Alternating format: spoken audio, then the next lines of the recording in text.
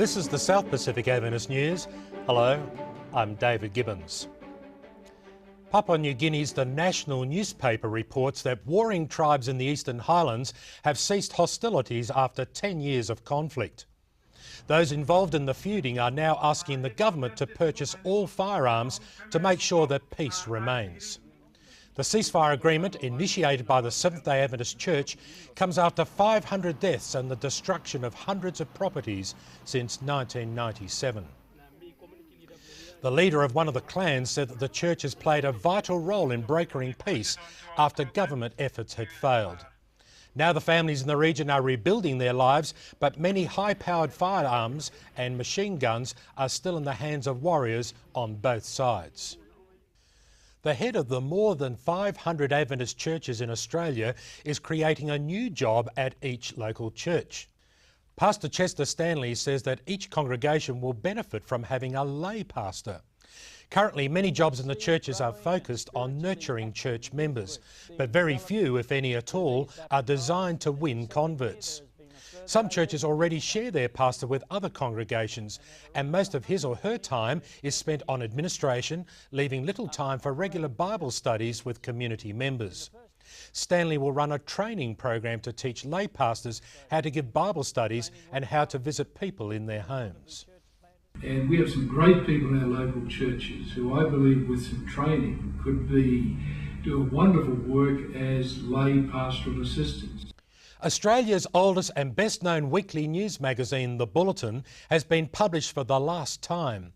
The Bulletin, launched in 1880, was Australia's longest-running magazine. It stopped publication last month due to falling subscription sales. That means Australia's longest-running publication still in print is probably Signs magazine, published monthly. The first issue of Signs of the Times was published in Melbourne on November 2, 1885. It was then known as the Bible Echo and Signs of the Times. Signs of the Times is published by Adventist Media Network's Signs Publishing Company, which is located in Warburton, Victoria.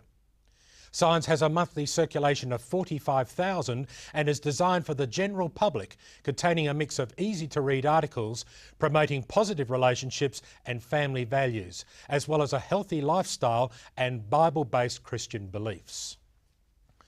Newspoll has conducted research looking at what the community thinks about Seventh-day Adventists. More than 1,000 people in both urban and rural Australian communities were asked for their thoughts on Adventist beliefs and lifestyles. The Adventist Church's Marketing Director, Morella Gordon, organised the survey. We've commissioned this survey basically to understand what the community thinks of the Adventist Church, and then we can develop key strategies to either change or improve that perception and awareness. The results of the survey will be available in 6 weeks. And Evangelism News reports Leighton Heiss, chaplain at Avondale School, has Bible studies with 55 students every week. 65% of the 450 students in the Adventist-run high school are not Adventists. So the school is planning 2 weeks of spiritual emphasis this year, doubling the number of opportunities for students to accept Jesus. Adventists from Launceston, Tasmania have received unexpected support in Mongolia.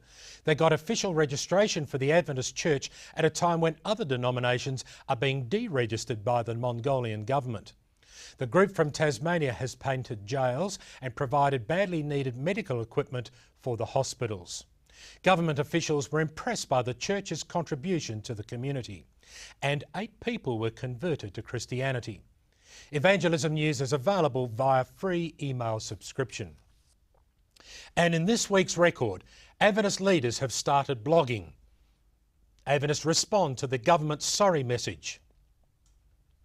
New locally produced programs for Hope Channel are announced, and a book which traces the history of Adventist schools in South Australia has been launched. That's the news for this week. Thanks for watching. I'm David Gibbons.